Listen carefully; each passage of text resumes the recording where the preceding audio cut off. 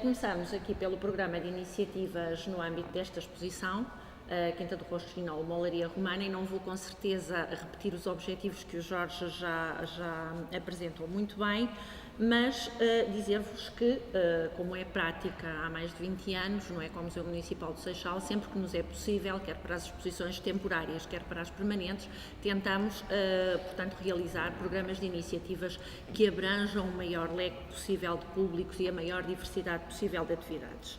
Não foi exceção neste caso da exposição que aqui esteve patente no Mená, sendo que, penso que posso falar em nome de toda a equipa nesse aspecto, foi de alguma forma um processo exemplar, porque, e a Maria José sabe tão bem como eu e mais algumas pessoas com certeza na assistência, nem sempre nós participamos nas exposições desde o início, nem sempre temos a oportunidade de conhecer guiões, de dar sugestões, que, enfim, a prática de muitos anos nos levam, por vezes, a perceber algumas questões mais técnicas e relativas aos públicos que quem está mais distante não conhece, mas também de nos sentirmos entrosados e diretamente mais próximos do tema para podermos melhor contribuir com os nossos programas de iniciativas e com as animações que vamos pensar a partir daqui.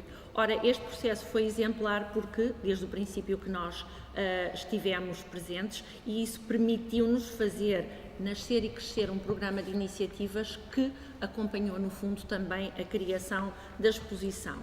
Isso e também a dinâmica de parcerias, porque, no fundo, este programa que vão ver não é um programa que tenha sido só entre portas, que tenha incidido apenas sobre aquilo que estava exposto neste espaço, mas foi um programa que se alargou, que trouxe maior conhecimento, e isso foi resultado de uma série de parcerias com museus e outras instituições que nos permitiram completar o tema.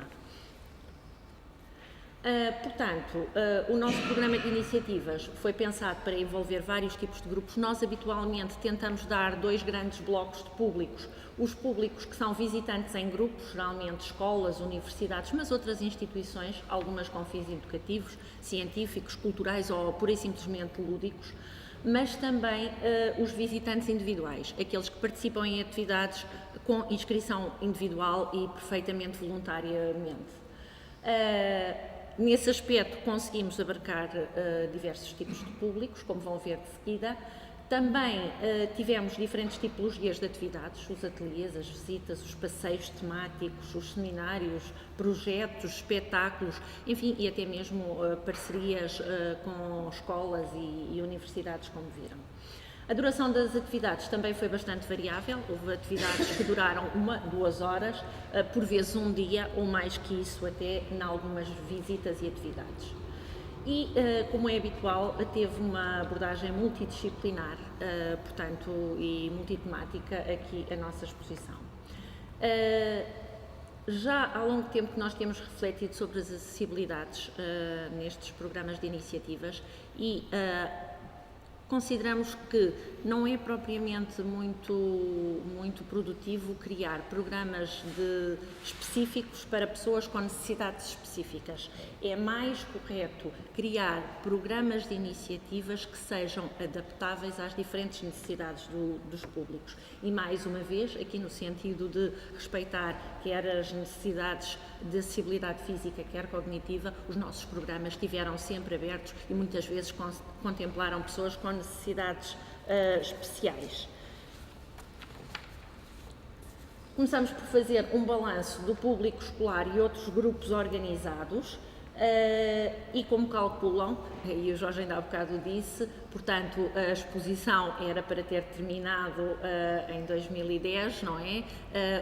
Os nossos anos fortes, e nós organizamos a nossa programação um pouco em termos de ano letivo, se bem que acaba por contemplar também os anos civis, não é só por uma questão de facilidade de organização. Os anos fortes foram realmente o ano de 2009 e 2010, com uma grande percentagem de atividades. 2011 e 2012 há um decréscimo de atividades exatamente por não conseguirmos, devido à instabilidade da programação, não conseguirmos fazer contemplar estes programas no nosso grande programa de iniciativas anual e portanto, tornarem-se iniciativas mais imprevisíveis, mais esporádicas. Depois, temos aqui a participação das escolas. Num primeiro momento, as escolas do primeiro ciclo foram os principais aderentes, não é? Sendo que depois, segundo e terceiro ciclo, responderam também muito bem às atividades da exposição e seriam até um público bastante natural, visto que a romanização integra os currículos escolares. Chamo a vossa atenção para os outros grupos que estão ali, que penso que terão a curiosidade de saber que tipos de grupos eram. Por exemplo, em 2009 tivemos várias universidades séniores, tivemos a Universidade Nova de Lisboa, tivemos centros paroquiais e outros ATLs, tivemos associações de reformados. Em 2010 tivemos essencialmente universidades séniores, associações de reformados, mas também a Associação Arco, e em 2011 universidades séniores, centros de reformados, sendo que é intermitente também as visitas de alguns grupos de professores de escolas do Concelho do Seixal, que se organizaram e que vieram em bloco fazer visitas à exposição. Depois, temos aqui exemplos de alguma dinâmica que se pode criar com o público escolar. As fichas de apoio. Estas fichas de apoio que nós habitualmente criamos para diversas atividades têm algumas vantagens. Primeiro, e eu aqui acho que todos nós, conhecendo a exposição, sabemos que não se trata de traduzir aquilo que está na exposição, porque muitas vezes acontece aos serviços educativos, apesar de estarmos na mesma linguagem, de não ser o programa da exposição bilíngue, mas dentro do mesmo português, nós temos que traduzir aquilo que está escrito, porque é demasiado técnico, demasiado, digamos, enigmático para as pessoas comuns e, portanto, muito mais para crianças. Não se trata aqui, neste caso, de traduzir, porque a exposição foi bem pensada e, apesar de ser uma exposição de inegável valor científico, tem uma linguagem adaptada e que a maior parte dos públicos, de certeza, perceberam e tiveram um gosto em contactar com os textos da exposição, mas trata-se de organizar e de ter a certeza que, portanto, criando pequenos grupos dentro de uma unidade de turma, que é a unidade que nós habitualmente aceitamos para estas visitas, permitir que se circule dentro da exposição em pequenos grupos, e isso torna muito mais produtivo até a nível de aquisição de conhecimento. Portanto, estas fichas, estas 4 que vêm ao canto, contemplavam os pontos principais da exposição: a olaria, o forno romano da Quinta do Rouxinol, a investigação da Quinta do Rouxinol e as produções da olaria da Quinta do Rouxinol. Isto permitia-nos que as próprias turmas e os grupos de alunos circulassem de uma forma mais autónoma na procura de resposta às questões e de procura de informação, e que também, ao mesmo tempo, uma forma mais organizada e que permitisse que outros grupos estivessem simultaneamente a visitar, ou visitantes individuais, a visitar a exposição sem haver, portanto, contratempos nem, portanto, problemas de sobreposição de barulhos, etc. Penso que tem algum mérito este tipo de exploração, porque permite também aferirmos um pouco aquilo que os alunos pensaram da exposição, porque ao fazermos depois no final uma espécie de plenário para saber o que é que eles responderam bem, aquilo em que tiveram dificuldade, o que é que acharam da exposição, isso dá-nos uma avaliação natural da forma como decorreu a exposição. Mas para falar sobre isso, nada melhor que o Luís, que esteve na maior parte deste tipo de visitas que aqui se realizaram. Antes de mais, boas tardes a todos os presentes. De facto, coube-me a mim acompanhar a maioria das visitas com os grupos do Seixal à exposição do Rouxinol. Estas visitas temáticas compreendiam essencialmente dois momentos.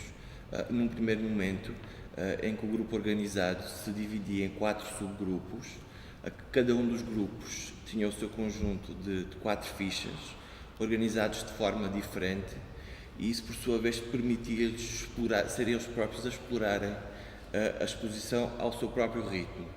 Claro que estava sempre um mediador presente para responder a qualquer questão durante o preenchimento dessas próprias fichas, porque a realidade da olaria não é uma realidade imediata para muita gente. Desta forma, através do diálogo, nós conseguimos suprir algumas lacunas. O segundo momento, como a minha colega Ana Isabel referiu, trata-se de uma pequena revisão das fichas e do seu preenchimento. E é um momento também aproveitado para aprofundar alguns assuntos, algumas dúvidas levantadas pelos alunos, dúvidas relacionadas com a história, com a arqueologia, com a etnografia, também algumas questões relacionadas com a própria prática da olaria. E era também um momento aproveitado para ver, no âmbito deste aprofundamento de conhecimentos, rever também os outros pontos da exposição que não estão contemplados imediatamente na exploração das fichas. Volto então a passar a palavra à Ana Isabel. Passamos agora ao público juvenil e adulto e famílias, e neste caso temos exatamente a mesma mecânica. Os 2 primeiros anos, também os anos em que estavam programadas maior número de atividades, não é? Há realmente um maior número de públicos na exposição, depois começam a decrescer. As próprias atividades, devido à sua programação, notoriamente em 2009 tivemos mais atividades, em 2010 um pouco menos e depois vão decrescendo. Neste programa de inscrição individual, que contemplava vários tipos de visitas, tivemos visitas que se realizaram apenas visita única, outras que tiveram alguma repetição. Temos esta visita à Roda do Oleiro, que contemplava Viana do Alentejo e Mafra. Temos a visita nos bastidores de uma exposição que eu penso que para mim seria uma visita com imenso potencial e infelizmente teve apenas uma edição. Era uma visita dedicada a universitários, a profissionais de museus, etc., poderiam, com os técnicos que fizeram a exposição, que pensaram a exposição, visitá-la por dentro e, infelizmente, este repetir de boas práticas que teria sido efetivamente bastante ilustrativo daquilo que se deve fazer, não teve grande ressonância nos professores universitários, talvez pela nossa incapacidade de conseguir chegar até eles. Os itinerários romanos contemplaram Lisboa, a Península de Setúbal, mas também Mérida. A visita à Roda de Esteiros, Salgas de Peixe e Olarias contemplou não só o Museu Nacional de Arqueologia, como outra vertente, que é uma vertente talvez mais engraçada, mais dinâmica e mais diferente, digamos, que foi a utilização das embarcações tradicionais do Tejo. Claro que no mundo romano não atravessaram o Tejo em botes de fragata ou varinos como nós o fizemos, não é? Porque essas são embarcações de carga do século passado, mas tentámos recriar dentro do possível as rotas que os romanos teriam feito na ligação entre Corroios e o Seixal. E também ateliês com as mãos no barro, porque se de olaria se tratava, era necessário meter as mãos no barro para perceber melhor do que estávamos a falar. Assim, podemos ver que, em termos de distribuição de públicos, 2010 já está com menos atividades, a variedade não é tão grande e a maior fatia é realmente uma visita barro, lenha e água, uma visita que se realizou no próprio local da Olaria Romana e em parceria com o nosso viveiro municipal, uma visita no fundo que liga a olaria ao seu meio envolvente e aos recursos naturais que foram a razão também, pensamos, da sua instalação ali no século II. Novamente, portanto, em 2011 passa-se exatamente a mesma coisa, não é? Se bem que, apesar de todas as dificuldades, não deixámos cair e continuámos, por exemplo, as Jornadas Europeias do Património foram dedicadas também a estas visitas, mas o Luís, que também esteve nas visitas e que, aliás, como se nota pela pronúncia, é de Viana do Alentejo e conhece bem os oleiros, vai-vos falar um bocadinho sobre estas visitas. Ora, então, concretizando um pouco sobre as visitas que a Ana Isabel vos esteve a falar, nós tivemos 2 visitas temáticas à Roda do Oleiro, em que visitámos 2 centros oleiros ainda em funcionamento, Mafra e Viana do Alentejo, e com estas 2 visitas o nosso intuito foi levar os visitantes a centros oleiros, conversar com os oleiros, ver os métodos de produção e, acima de tudo, dialogar, ver o que é que terá mudado de alguns tempos até esta parte. Se nós podemos falar de fornos a lenha, hoje em dia, se calhar, esses fornos a lenha já estarão muito fora de moda, por assim dizer, relacionando com as necessidades atuais. Os itinerários romanos também, visitas temáticas, nós procuramos, acima de tudo, dar a conhecer testemunhos da presença romana e da sua atividade, não somente no nosso território, mas também fora, neste caso, Mérida. Tivemos também as visitas temáticas à Roda de Esteiros, Salgas de Peixe e Olarias, aliás. Estas visitas temáticas compreendiam, num primeiro momento, a visita à exposição aqui no Museu Nacional de Arqueologia e depois um pequeno passeio de barco entre Lisboa e Corroios, onde nós procurámos, na medida do possível, emular as condições de navegação e rotas que os romanos fariam nessa altura entre Lisboa e a Olaria da Quinta do Roxinol. O ateliê com as mãos no barro foram ateliês de expressão plástica, onde tínhamos também, curiosamente, dois momentos. Num primeiro momento teríamos uma expressão livre, em que cada um dos meninos e adultos poderia fazer a partir de um bocado de barro aquilo que eles quisessem. No segundo momento, através da nossa parceria para esta atividade, através da parceria com uma ceramista, eles também puderam trabalhar um pouco na roda e ter um pouco a sensação daquilo que é trabalhar com o barro na roda. As visitas temáticas nos bastidores da exposição, que infelizmente só houve uma, tinha exatamente como intuito a partilha de experiências, a partilha de histórias entre os profissionais que estiveram envolvidos na preparação da exposição com os alunos em áreas de interesse, como a arqueologia, como o design, como a conservação e restauro, como técnicos de museus. Volto então a passar a palavra à Ana Isabel. Com este último slide, entramos e saímos da exposição, como vê, uns dentro, outros já fora, dizendo adeus a este ciclo que entretanto se fechou. E da minha parte, acho que da parte da equipa, o grande desejo é que efetivamente a exposição da Quinta do Roxinol pudesse encontrar o seu lugar no Seixal, não é verdade?